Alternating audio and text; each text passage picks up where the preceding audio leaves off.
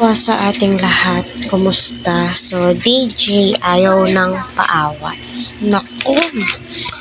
Ay, nako. Totoo yan. Hindi na po paawat. Kasi, one day pa lamang po ay running to 500,000 na po yung views po nila. Paunawa, sa mga Joy supporters lamang po ito at Kalingap Dan supporters.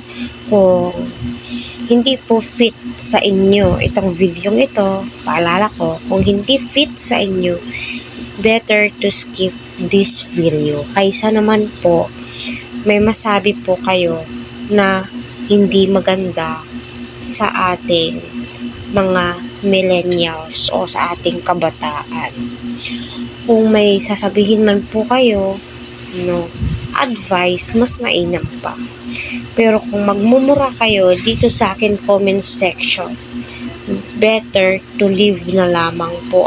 Kasi dito ay yung pinapasok lang po natin sa comment section ay yung mga nagbibigay ng mga advice, di ba?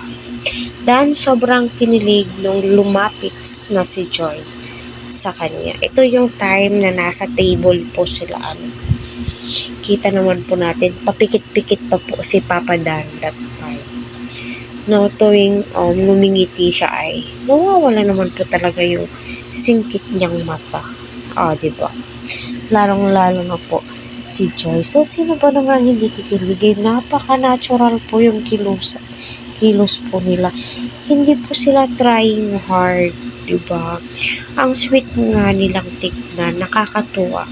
Isa po to sa magva-viral soon,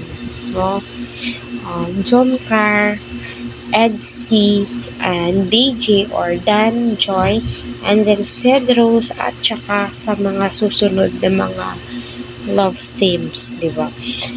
Ito nga po ay isa po akong avid lovers ng Kalingap series kasi alam kong nakakatulong si Kalingap Rob sa kanyang mga beneficiary and especially sa kanyang mga scholar, di ba?